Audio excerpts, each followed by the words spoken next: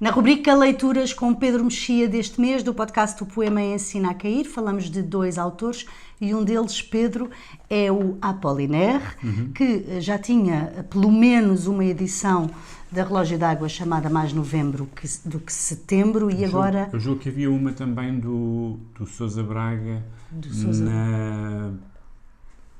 Não sei bem onde. Qual é a editora? Iena, mas eu não me lembro onde. Muito eu tenho antiga, essa edição, não é? Portanto, difícil muito de antiga. encontrar. Sim, já não se encontra. E acaba de sair, Plantitz, este livro chamado Alcoés. Porquê é que o quiseste destacar? Porque eu li outro dia que era, enfim, não foi por isso, não é uma questão de best-sellers, mas que é o que ao longo das décadas, e bom, neste caso das décadas e também dos séculos, é o segundo livro de poesia mais vendido em França. A seguir ao Baudelaire? A seguir ao Baudelaire. Eu até pensava que o segundo seria o Rimbaud, mas realmente o Rimbaud é um poeta mais difícil. E portanto é uma... E porquê?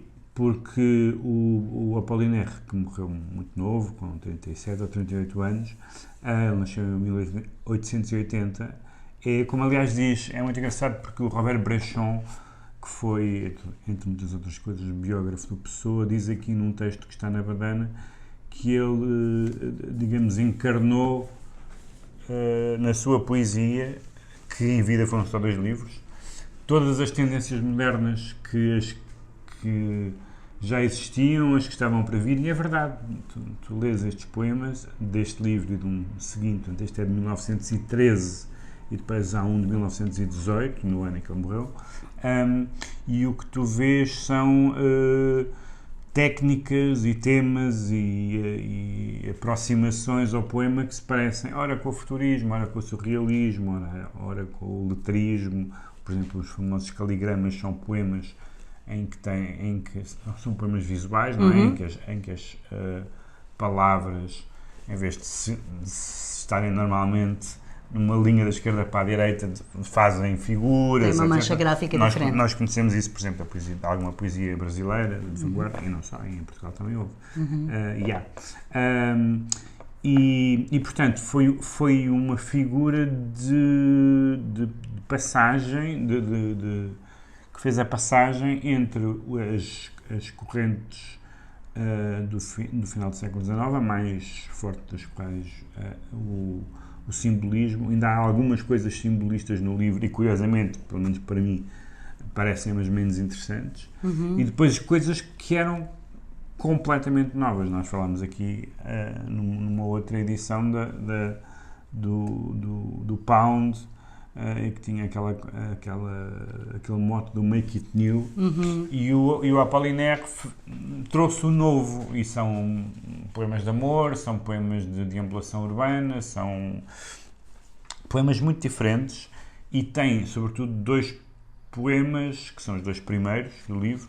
O Zona, que eu acho que é não só o melhor poema dele, como forte candidato a um dos melhores poemas franceses do século XX, e a Ponte Mirabeau. Há um problema, e que não tem nada a ver com a qualidade do tradutor, é que os versos são extraordinariamente musicais.